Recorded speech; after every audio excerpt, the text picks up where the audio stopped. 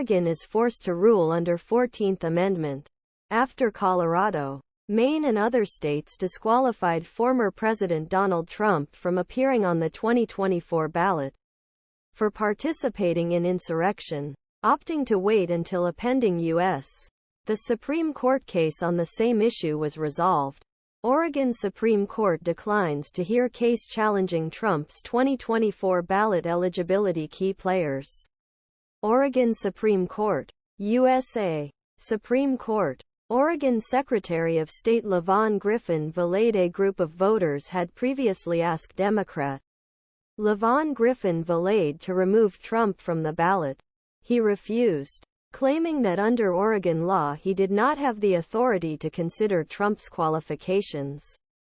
During a primary, the same group later filed a lawsuit in the Oregon Supreme Court. Meanwhile, the USA. The Supreme Court has announced it will issue a quick ruling on whether the 14th Amendment can be used to keep Trump off the presidential ballot.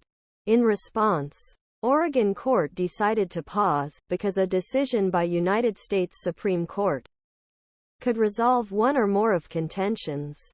In Oregon case, the Supreme Court will hear arguments on the matter on February 8. Oregon's presidential primary votes must be finalized by March 21. So far, Colorado and Maine have removed Trump from their GOP primary votes. But those decisions have been paused pending appeal.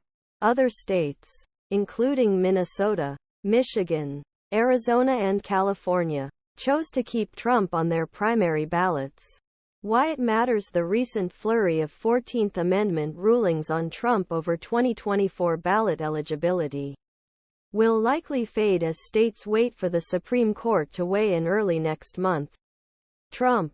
A clear ruling against him was considered a long shot given the court's conservative majority would lift the election.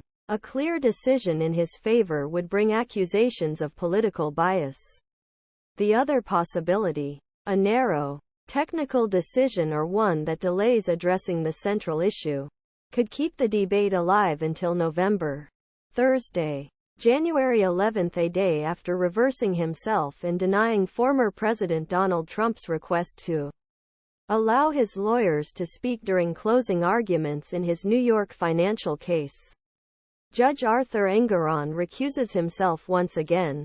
Predictably, Trump's words do not fall within the guidelines laid out by the judge, who quickly interrupted him. Engoron lets Trump speak during closing arguments, then quickly cuts him off. Key players. Judge Arthur Engoron, Trump lawyer Christopher Kise, New York Attorney General Letitia James, Deputy Attorney General Kevin Wallace. Near end of defense's closing arguments, Kise asked Engoron rely on Trump's refusal to allow him address court even if he did not agree with judge's terms regarding which subjects were off limits. A statement obtained by Associated Press said, "I think it's your honor that I think this case is just off the facts." Trump responded, later revealing guidelines barring him from making a political speech or attacking